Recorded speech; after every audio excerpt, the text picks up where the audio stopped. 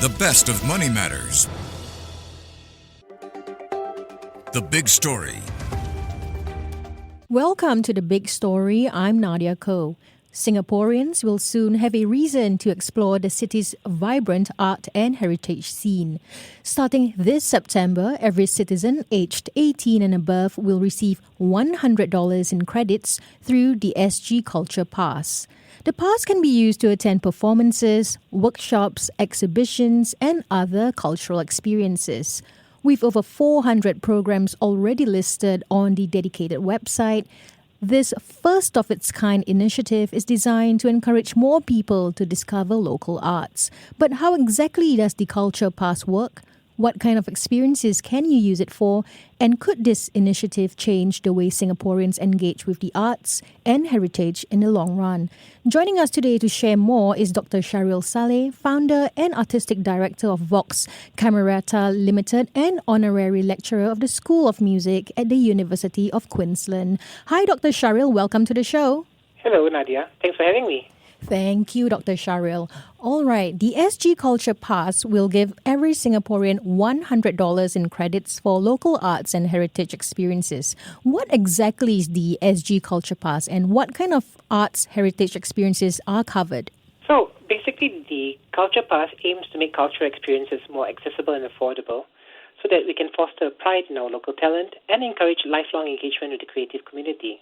This initiative highlights Singapore's belief that the arts and culture is essential to our national identity and well-being. It's not just a luxury, but something very meaningful for everybody in Singapore. Right. After the closure of the Film and Arts Space, the projector, is there a possibility of including film screenings in the mix?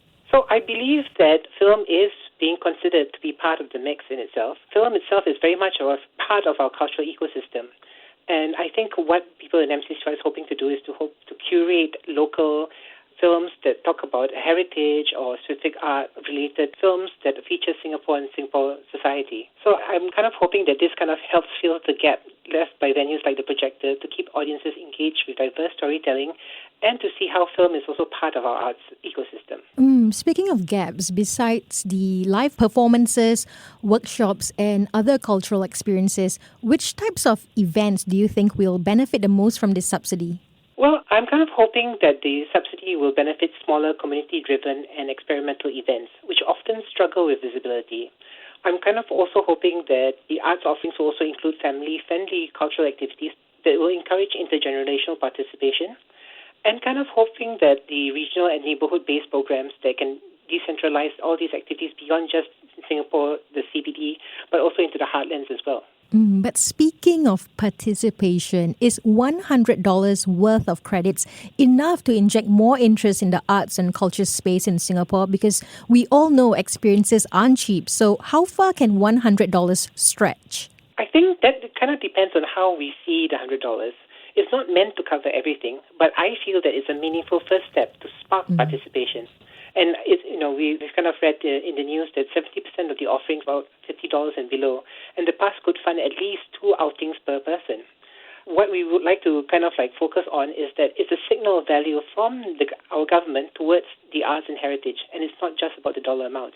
Right. So this SG Culture Pass represents a $300 million investment. Why is it important for the government to invest in arts and culture right now? How significant is this move for supporting the cultural sector at a time of economic uncertainty? So that's an interesting point. And I like to think that the arts and culture is not a nice to have. These are actually important facets of our nation building. It shapes our identity and it allows opportunities for social cohesion. And at the times of economic uncertainty, people seek meaning, people seek connection, and they hope to have some anchor that is situated on local pride. So I would feel that investments such as the $300 million also keep cultural jobs and businesses sustainable and supports a whole ecosystem of artists, venue operators, tour guides, technical crews, and the like.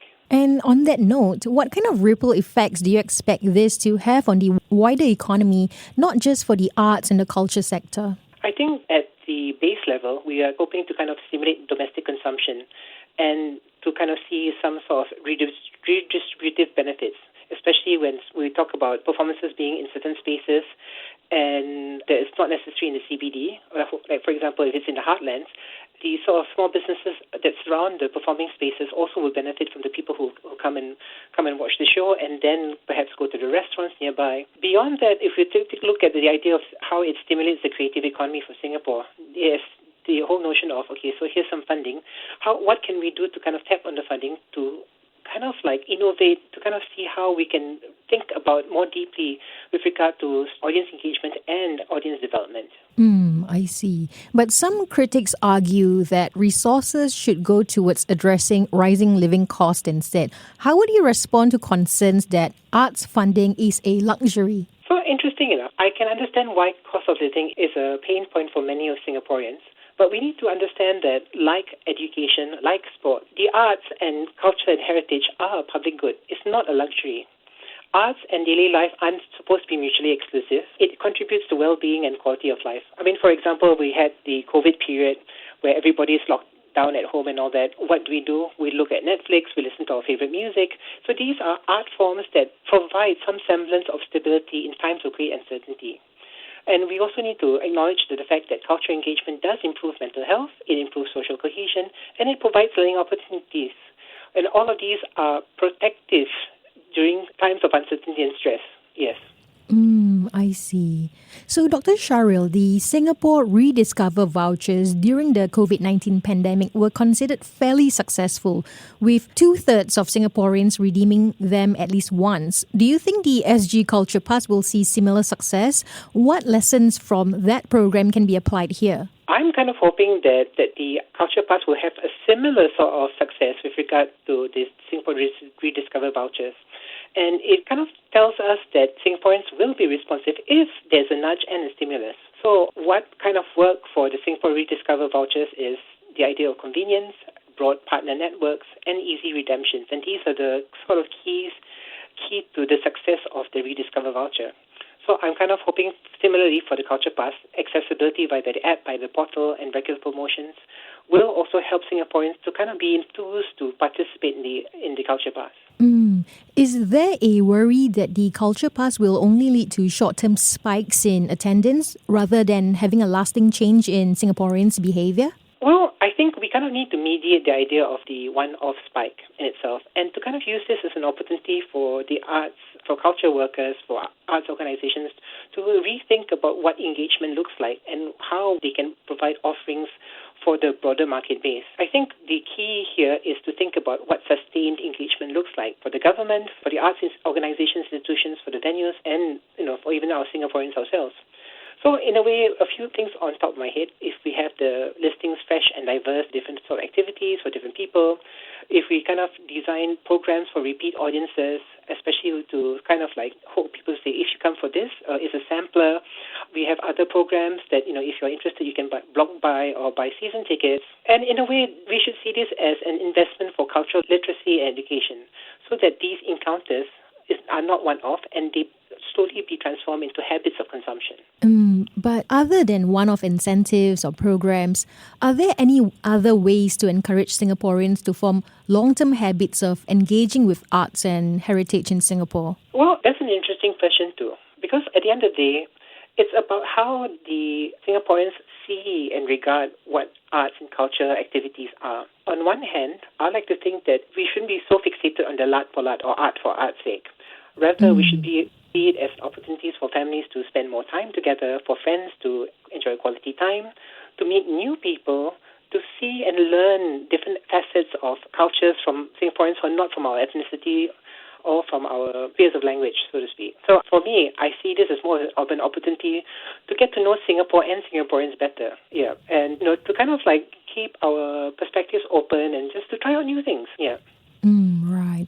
Dr. Shahril, just now you mentioned that the MCCY has pointed out that about 70% of the offerings are priced at $50 and below, and that live performances make up the largest share among programs. Looking at the price point, would you say affordability has been one of the main barriers to arts engagement in Singapore? I think the perception of affordability is an interesting point for us to talk about because I think at the end of the day, some of us actually have an internal price point to say, is this expensive or is too expensive? Like, for example, some of us would say that $6 mee siam is actually too expensive, but we would be quite happy to pay for $30 for fish and chips. And I say this not as a means to kind of like situate moral failure or blame, but rather to kind of recalibrate to understand why certain things cost this much. We have to understand that sometimes in the ambit of creating cultural works and all that, we have to think about the salaries of the performers, the technicians, how much is the rental of the venues, how much is the marketing and all that, and these things do add up. So, instances like you see, for example, if you go to a Taylor Swift concert and the tickets are in the hundreds, and people are quite willing to pay for it. In essence, it's also about the whole machinery of marketing, about saying that, okay, this is actually worth its value. So what I'm kind of hoping to kind of like enthuse my fellow Singaporeans is suspend your disbelief with regard to whether it's expensive or not, and just try it out first and see whether the experience that you sign up for actually becomes transformative. Because at the end of the day, it's about experiences. It's not about the tangible dollars and cents.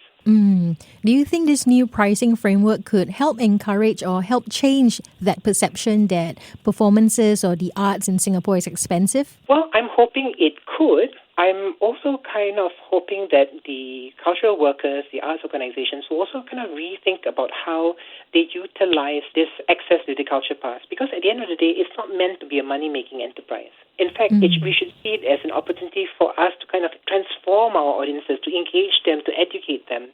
So rather than putting up the entire show and all that, perhaps some of the arts organizations or heritage organizations could offer samplers, a short 30-minute workshop or a short excerpt of a performance, just so that people will understand what is the work that these organizations do. At the end of the day, also, we will fail if we see this as merely a one-point transactional opportunity.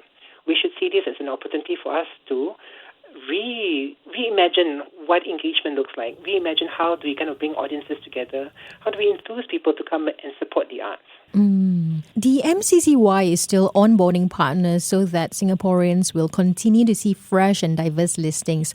Are there any other programs that you would like to see more of in the future? Well, I'm kind of hoping to see more community arts festivals outside the city centres.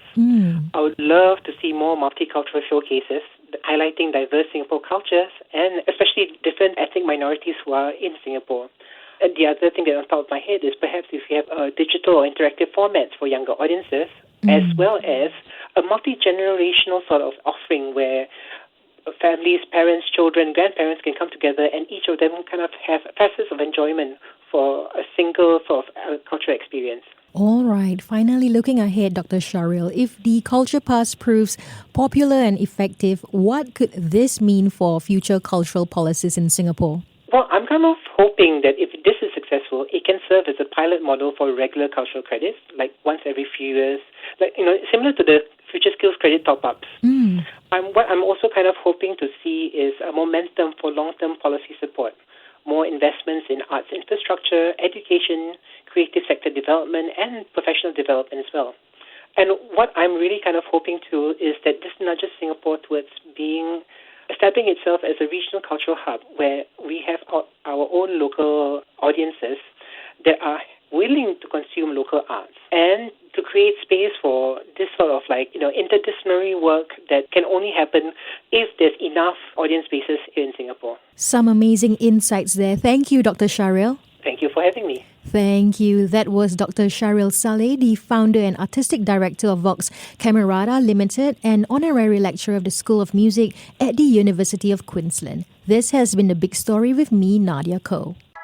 To listen to more great interviews, download our podcasts at audio.sg or download the audio app. That's AWEDIO, audio at the App Store and Google Play.